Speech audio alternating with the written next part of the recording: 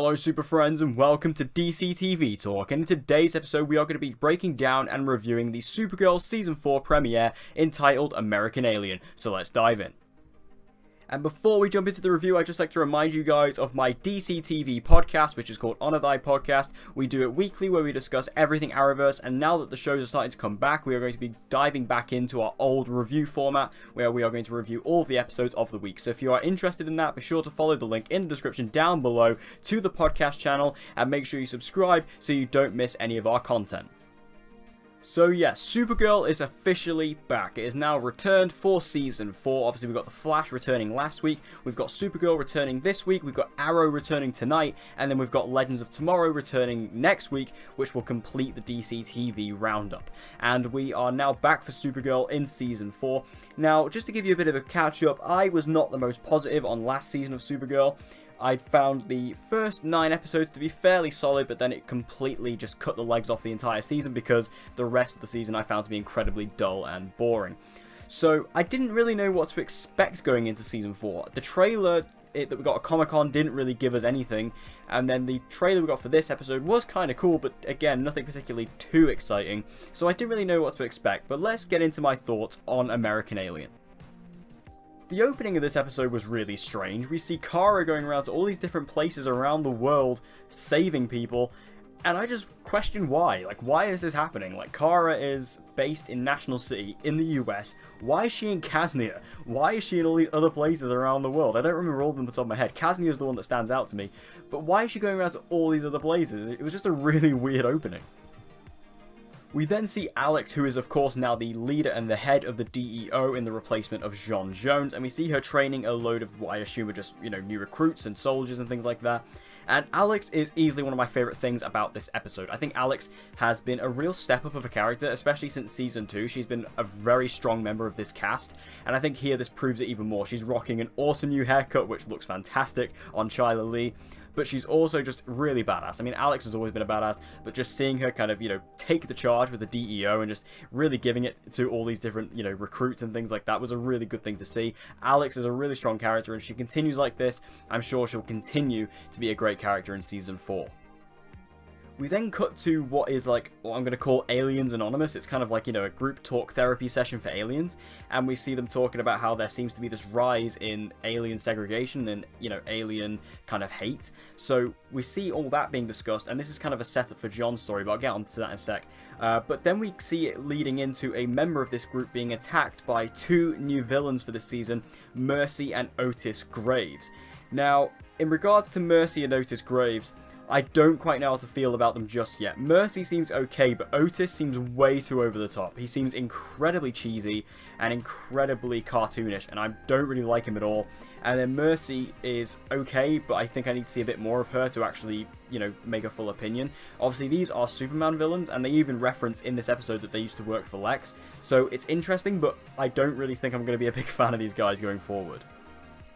However, a new character introduced in this episode who I did like was Nia Nal. Now, she is sort of Kara's new protege working at Catco, and she is played by Nicole Maines, who is, of course, representing the first transgender superhero ever in live action. And I think this is a very good character. I really liked her. She's really likable. She comes on screen, she is very reminiscent of Kara in Season 1. She's very much got that energy, that passion, and that sparkle in her eye that, Melissa Benoist had when she first appeared on the show. And I think that Nia Nal is going to be a really interesting character. I like her. I can't wait to see where they take her, especially because she is going to be Dreamer. So that is her superhero persona. So I can't wait to see where they take her with that and, how quickly she comes into that role. But, first impressions for Nia Nal, I really like her. And of course, we have Jesse Rath returning this season as Brainiac 5. He is, of course, now a series regular in the replacement of Jeremy Jordan as Winn. He was fantastic in this episode. I mean, I loved Brainiac 5 last season. I thought he was hilarious, and he's absolutely fantastic here. Trying to adjust to this new time period, now he's living here. Especially that scene where he dresses up as Winn is absolutely hilarious. I thought he was great. Jesse Rath is a true standout. He's a real gem. And again, I'm glad he's a big part of this season. So that Aliens Anonymous group that I mentioned earlier in the review eventually gets attacked by what appears to be kind of like, an anti-alien, activist, and this kind of sets up John's story, as J'onn was actually attending these meetings, sort of getting a feel for how people were feeling, and he's there during the attack, and this kind of sets up his motion that, you know, his father, who died last season, left him a message, you know, to promote peace and you know, to promote peace among everybody. So this kind of sets up his thing where he's, you know, he's saying to Kara, look, there is a rise in alien hate crimes, there is a rise in alien anti-Semitism, and I'm trying to warn you about this. And Kara is being quite stubborn about the whole thing, as she tends to be about a lot of things. So this is kind of like a setup for Jean's story.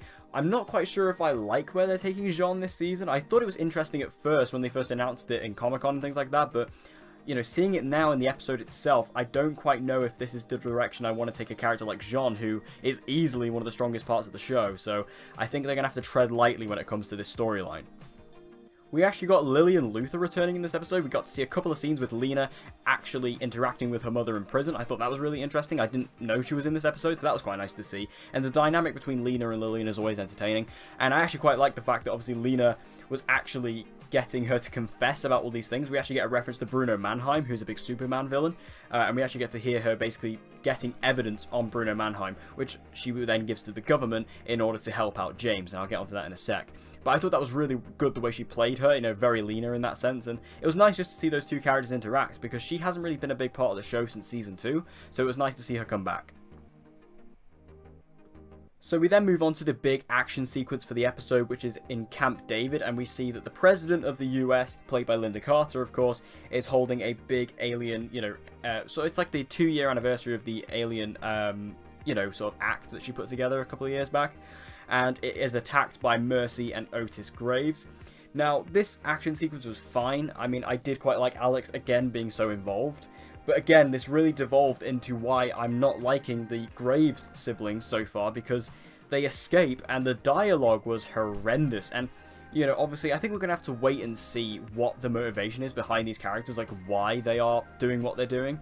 But they just don't come across as well thought out or methodical villains in any kind of way. They kind of just feel like idiots who are, you know, not taking a shine to aliens. It's like, oh yeah, we'll just go around and kill people. So I don't quite understand where these guys are coming from. And I know this is only episode 1, and this may come across as I'm being a bit harsh, but I don't have any kind of liking to these characters at all, which is not what you want really from first impressions. So, James Olsen, of course, was revealed as Guardian last season. He was unmasked, essentially.